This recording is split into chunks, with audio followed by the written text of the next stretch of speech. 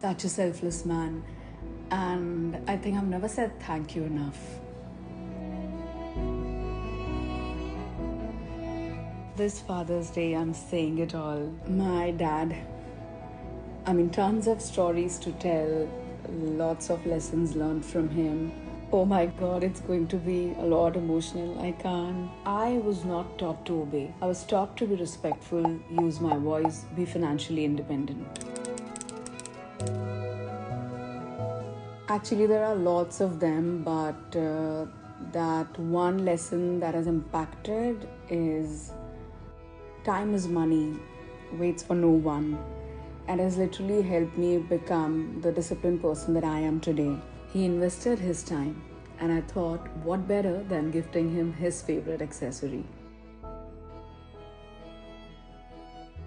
He loves wristwatches, and this inox chrono from Victorinox, crafted in stainless steel and coated in rose gold PVD, is my pick.